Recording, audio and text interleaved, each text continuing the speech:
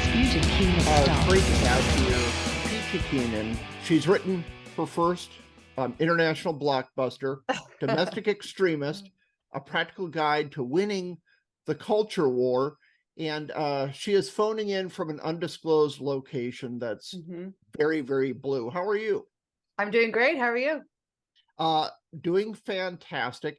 I wanted to start kind of more at the beginning because reading through your press, I know you are a convert to Catholicism, and I'm kind of curious about that because I'm a convert to Orthodoxy. So let's discuss the Great Schism at length. No, no, I just please no. I have just seen so many people who have come from a non-religious background, maybe something mainline, maybe something evangelical. Was my background. And I'm just curious, have you noticed this as well? Some people just saying, wait a minute, we took a wrong turn somewhere as a culture. Let's go back to the basics. Yeah, totally. I mean, I was a committed, devout, secular atheist, for most of my early life. I never met anyone who was religious, who believed in anything. My parents were, kind of Reagan Republicans, but they had, their parents had rejected religion. So they grew up kind of really mocking religion. Like those are the stupid people, like these coastal elitists.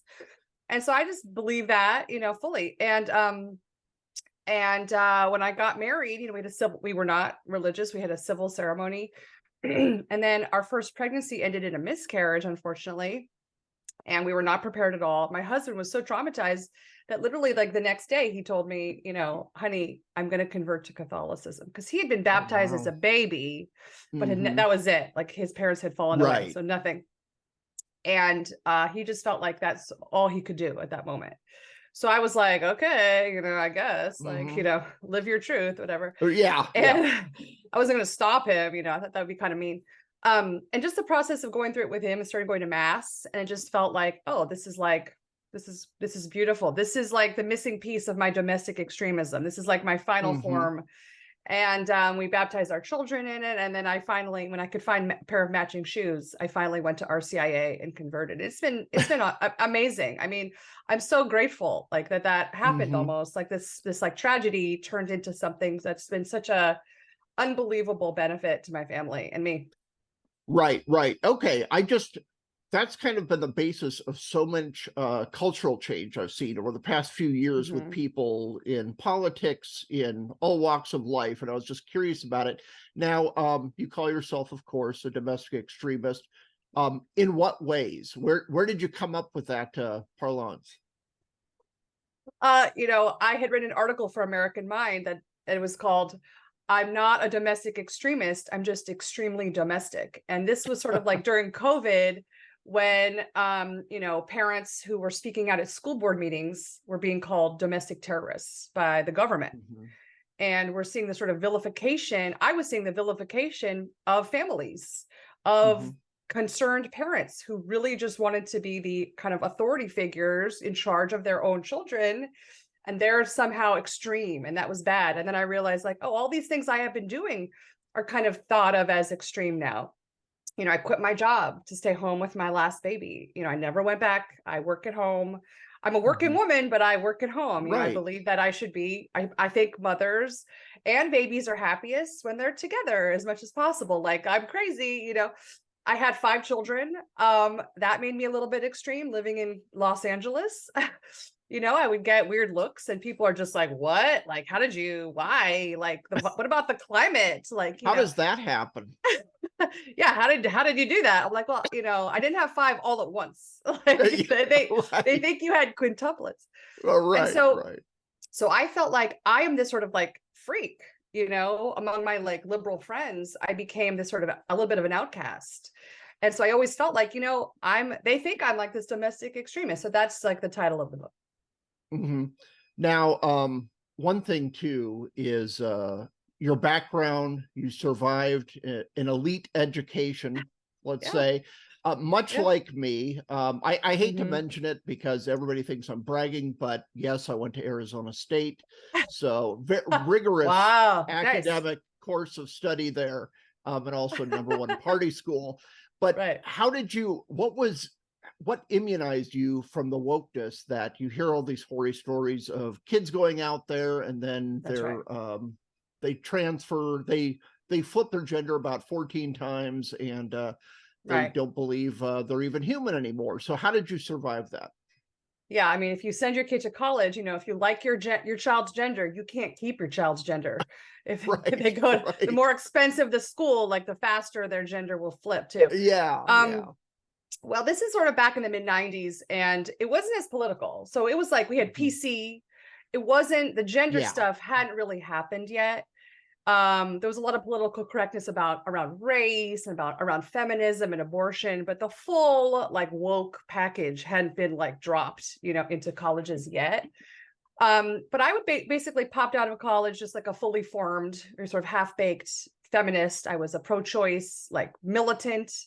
Hmm. My politics were sort of amorphous. I was basically a liberal, but it wasn't really that a time where we like caring about politics in those days was lame. We wanted to Not be cool. cool, It man. was not Yeah. cool. We wanted to be cool. And it was like the mid 90s was Clinton. It was boring. So I didn't Hmm. really become politically conservative really until overnight on 9/11, when I Yeah. saw, I had been, raised to be patriotic at least, Hmm. and I saw that night like American college students burning the American flag, and I didn't understand that. I Hmm. was like, wait, we got attacked Yeah. by terrorists. Why are they burning our flag? Like our own, Hmm. like that was so eye-opening to me. So I kind of became a conservative then. So and then over the next few years, and meeting my husband, all of feminism, the scales, fell from my eyes. And I was like, wow, I believed in all these lies. I was wrong. Yeah. Yeah. That definitely happened. That converted a lot of people, let's Hmm. say. Now you also have special advice about raising daughters. I have two daughters. They're now in college, in the maelstrom right Wow. now. But what are your thoughts about raising daughters, particularly in this culture? Yeah, so I have two daughters also. I have one teenage daughter, and it's a challenge. I mean, they want, like I did when I was a teenage girl, you want to fit in, you want Hmm. to look cool, you want to kind of, there's all of these influencers and videos, and they're being bombarded so much. I mean, we were too, but it was not to Hmm. the same scale, not to the same degree at all. And it's difficult. The main advice I have for people, and the thing that seems to work for me, I mean, sounds maybe simplistic, but really raising a child to be at least pro-life, as Hmm. a Catholic, that seems to be an incredibly powerful immunizer to the rest of it. Because if you are raised to understand what abortion is and what a baby is, what that means, what motherhood is, and you value that, and you think that like aborting a baby is mean, right? A little child Right, understands right. that's so mean. How could you do that? Hmm. It's, I think, very difficult then for that young woman to grow up and decide, oh, never mind, I'm just gonna, be on birth control for 20 years and get as many abortions as I want and do whatever I want. I think Hmm. it's really hard. At least that to me has been like, well, at least that's like the bedrock for me. And trying to raise girls with the ideals of, these are trigger words, but Hmm. like chastity, modesty, not dressing like Little House on the Prairie. Hmm. We live in LA. My children look totally normal, but not wearing G-string bathing suits, Hmm. not wearing, when they go to dances, not wearing super mini skirts, just the sort of general rules that aren't like super strict. I mean, they have access to like the internet and stuff, within reason, but you just Hmm. have to be really careful. It's very difficult. I mean, there's no guarantee that doing all the things I'm doing will result in what I want, which is my daughter Hmm. to be, married fairly young and have a lot of kids. That would be wonderful to me. There's no guarantee, but I'm trying to my best to get there. I keep recommending to my daughters that I have, since they were able to understand language, the beauties of monasticism. Maybe join a nice nunnery, Yeah, sending them right. brochures, but neither took me up on it. That's a tough I'll keep sell. Yeah, yeah, I'll keep working up. Need a Right. few more saints in my family tree here. Pray for me. I will. I think too, this understanding of you're talking about issues of life, just common decency, a lot of it. Yeah. And I think that's what's changed in a lot of conservatives' heads, because I kind of grew up, um, I would say Reagan era, Yeah. and kind of understanding things from, I'm going to read this latest libertarian author, and it's all about economics, and that's what matters, is getting the economics right. And I Right. think a lot of us over the past 5-10 years have gone, oh, wait a minute, there are things so much more important than just That's right. I don't know, what's my marginal tax rate. Yeah, And exactly. finally it's like, wait a minute, all those warnings from those losers and nerds and squares in the 90s, oh my gosh, they're right, because everything has Um, gone completely nuts. I know. I mean, I think that's so true. I think that the cultural issues, and by the culture war, I mean really these male female issues, relationships, marriage, family, all of that, our social structures, that's all kind of blown up, while conservatives were really Yeah. looking the other way Hmm. and letting it all happen over here, and it all fell apart. So you could have whatever Hmm. new government policies you want, but people are like not doing that great, right?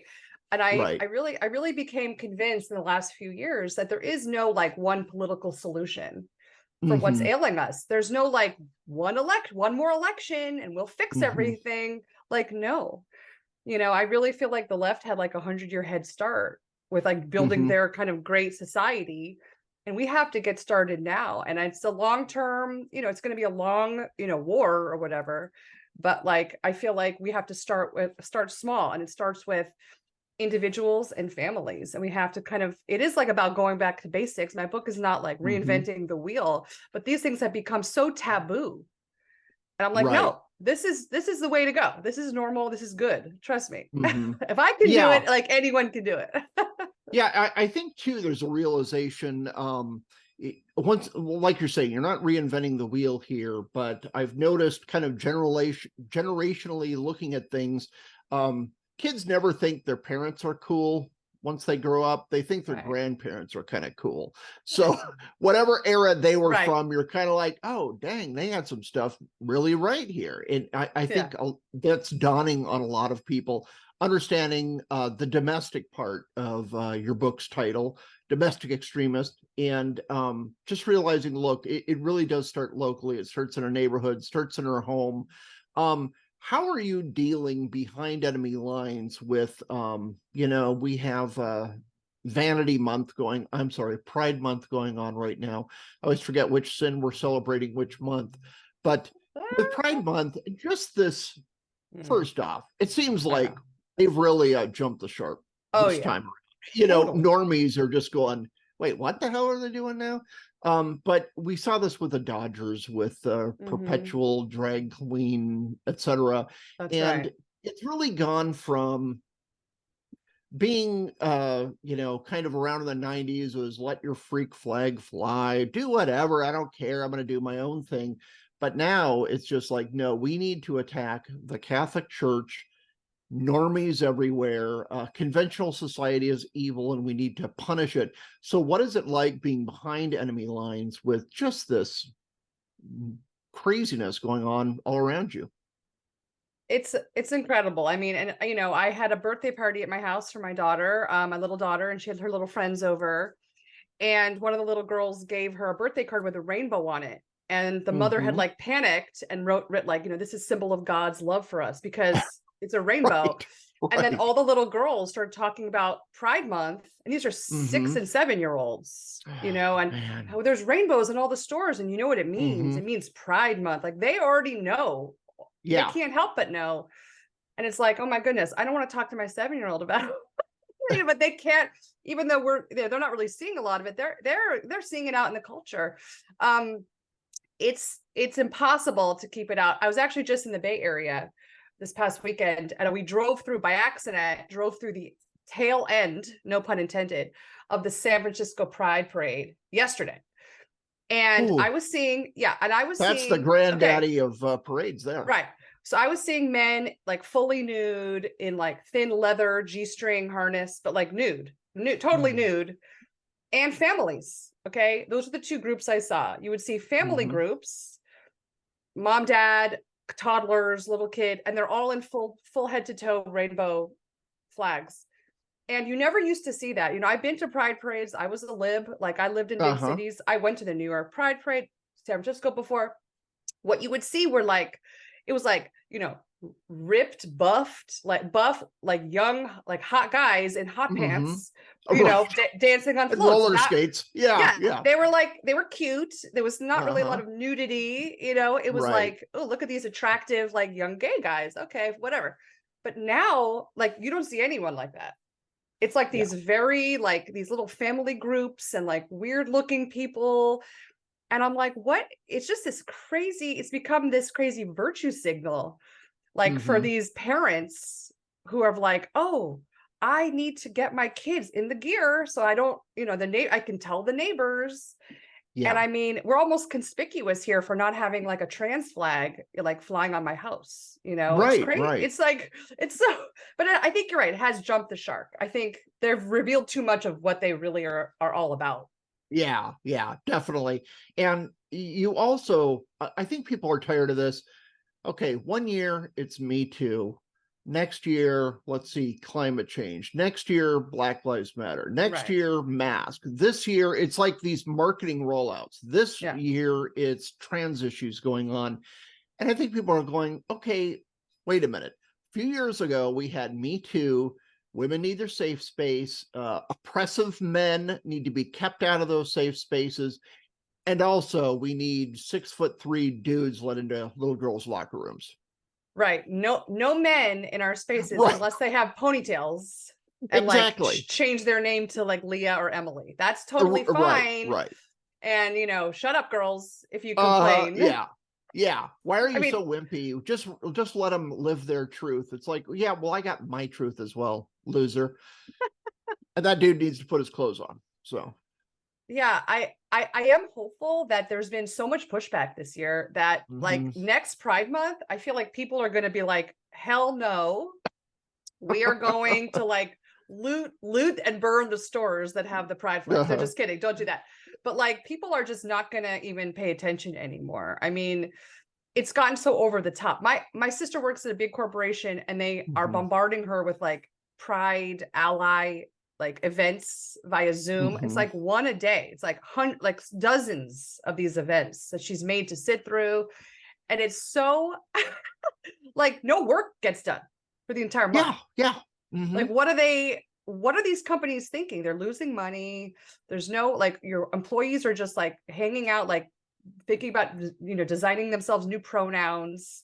It's like, what an incredible waste of your money. What are you doing? Yeah, I know. It's like HR is going to be like 50% of every corporate budget in the very near future here, just to chase whatever trends going on. I think too, people just see through the obvious virtue signaling, as you were saying earlier, with, a couple of years ago, okay, every company, Audi, all right, we have a black square on our logo.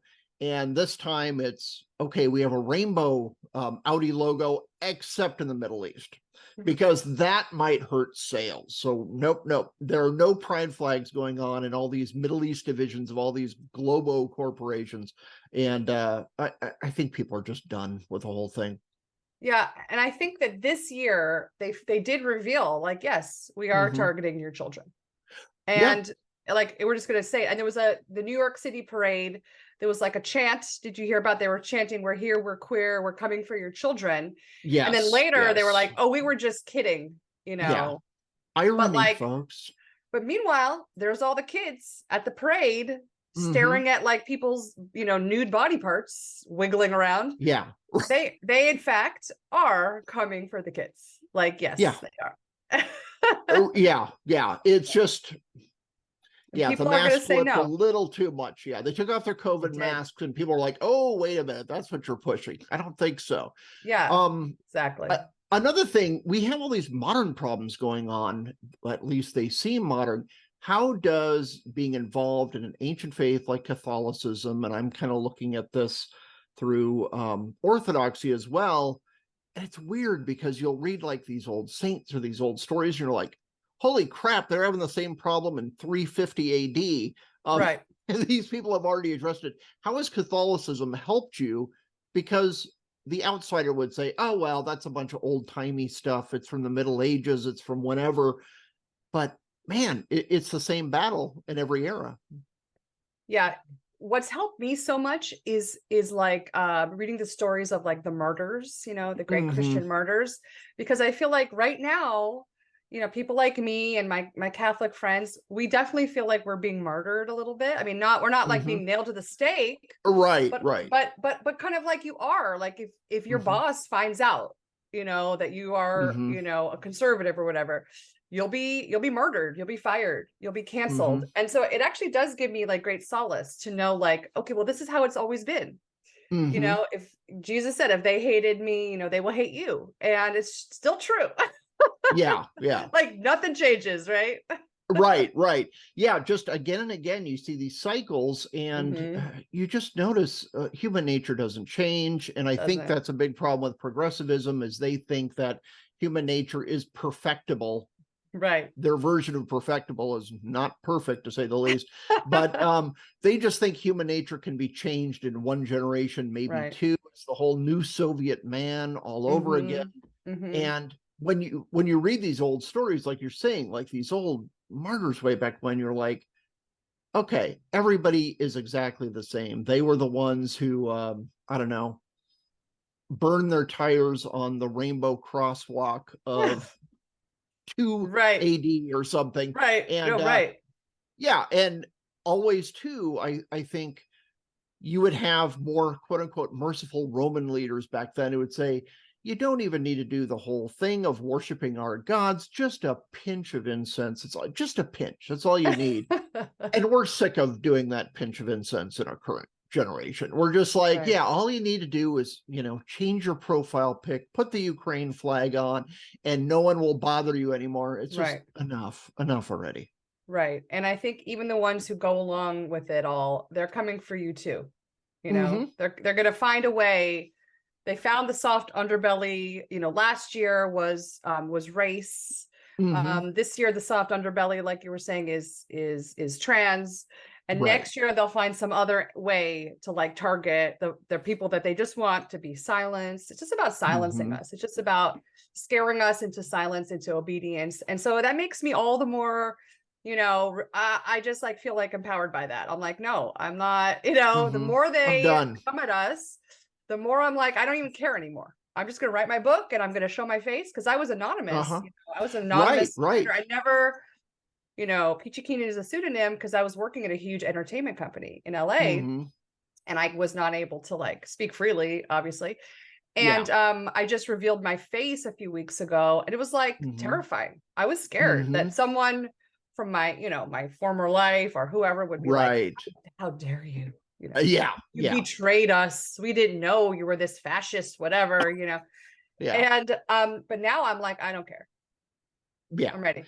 At some point it's enough. And I kind of first had that. I was like a semi-anonymous blogger 12 years ago, before I was just like, okay, enough already. I can't deal with this anymore. And I've gotten more and more open about it, because like, damn it, somebody's got to get out there and say what they think.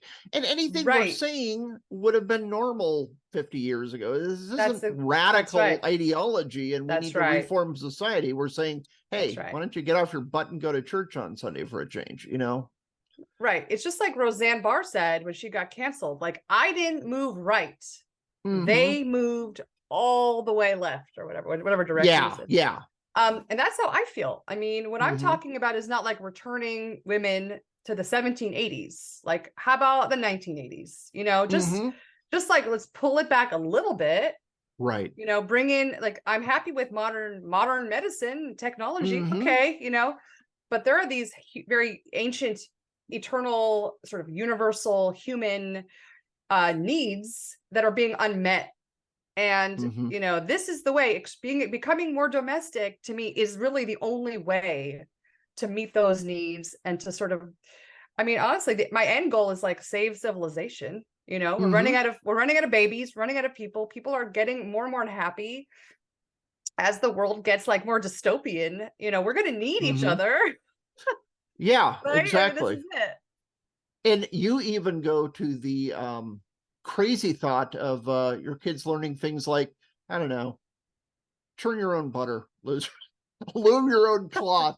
What is your perspective on that? Because I think my youngest daughter is Well, actually, she would totally be down with both of those. It sounds very cool to her. right. Well, actually, I mean, I make the joke that like you can become a domestic extremist. You don't need a butter churn. Like Yeah. we can where we're going. Like we don't need looms. Uh, right, right. I grew up in cities. Like I'm too with nature. I don't really want to Hmm. touch livestock. Like I don't like chickens. I don't want to smell a cow. Like I'm not Right. that person. And so I mean the thing with my plan, my self-help book for trad wives is you can do it anywhere. Like you don't need a homestead. Hmm. We can't all like liquidate our suburban houses and move to the farm. Like it would get Hmm. crowded. Like Right, right. we're a lot of us are not going to be good at it, or I'm too old. Hmm. Like my back I can't bend over and like milk a cow. Like no, Right. I'm out. I'll buy the milk. You can milk it. So but I think that some people, if you're young, that is a great option. I mean, I think Hmm. like my own children raised in the outskirts of Los Angeles, they will never be able to afford a home. Like Hmm. I don't care what job you get, it's too expensive to raise a Hmm. family. I don't know what I'm doing here. And so they're Yeah. going to have no choice but to kind of like, find their own, go to the hinterlands. I don't know where that's going to be, but Hmm. it's definitely not here. Yeah, I kind of envy this one kid I saw on YouTube, because my fantasy that I'd never actually go through with, because it takes too much work, is this whole off-grid living, and I built my own Oh cabin, yeah. damn it, in the middle I of love nowhere. it. Yeah, but there's this one kid, he started when he was 19, I think he's 21 now, had a job in construction, found this little scraggy piece of land in Hmm. northern Minnesota or something. Hmm. Well, he has built a home free and clear, completely off grid. He's like, What? yeah, I work seasonally, but yeah, he has no mortgage. He doesn't need to do any of this. I'm like, dang kid, you're doing it right. You got a good head on your Wow. shoulders, and he didn't waste Hmm. a bunch of money on going to college and things like that. He's smart. He just sits around in his little joint and reads a book and hangs out with his wife. And I was like, okay, you're going to be all right, kid. Maybe our civilization will make it another 10 years. I think there are a lot of young men who have like figured this out and who Mm-hmm. figured out that college is a huge waste of money. Mm-hmm. What are you going to study? You're going to be in debt, become a gender studies Yeah. major. Like, what are they going to teach you? And these practical life skills are definitely missing. I wish Mm-hmm. my sons would learn that stuff. That would be incredible Mm-hmm. to me. Why are we, it does seem like the kind of path to like go through college and get a mortgage and all this stuff. Right now, it's leading people to like financial ruin. Yeah. And I think creating more alternatives to that is essential, especially if you want, like me, I'm encouraging people to have like, have more than two children. Mm-hmm. Like, how do you do that actually? How do you actually pay for that? It's very difficult. So I think, yeah, I think that kid should, I don't know, he should like make some YouTube videos or write a book about that. I would show it to Yeah. my sons. Like, that's It- amazing. yeah. If you ever want to clear out an upper middle class dinner party, and I've done this several times with someone in town here, not really political people, and they'll have, a bunch of adults, a bunch of kids, a couple grandparents hanging out at someone's house. And I've talked to a lot of these kids who are in high school, and I've just said, are you good with your hands? Do you like fixing things? And they're like, oh, yeah, yeah. Well, my dad wants me to go to Stanford, and I don't know. I'm like, figure out how to be a welder, an electrician, a Right. plumber, hang your shingle, in the Phoenix area here, go to North Scottsdale, nice neighborhood, hang up your shingle there. You're going to be a millionaire by age 40, because these people are Millionaire. like, icky, my toilet doesn't work. Here's $2,000, unclog it for me. Right. You Right. terrible person Right. who's beneath me. And meanwhile, you have more money than that dude in 10 years. And the Right. parents, when you mention anything like that, hey kid, here's an idea, join the military, learn a trade, either of those, the parents swoop in and will never talk to you again. And Mm-hmm. I get very bored at kind of the normie dinner party, so I have got a lot of alone time when I've made those suggestions. Well, that is a great idea. I mean, I've thought about that. Like, we were thinking about like, we're gonna like fix up our garage, and I talked to some like Mm-hmm. general contractors, and like the wait time was like 18 months, and it was gonna be It's like so crazy. crazy. And I was Mm-hmm. like, maybe that's what young men should do. They should become GCs Mm-hmm. and move to a place that needs some new houses and remodel, help people remodel their houses, and just be like honest and just be Yeah. like competent, and you'll be at like the best in town. Mm-hmm. Yeah. That's Yeah. what you do, And right?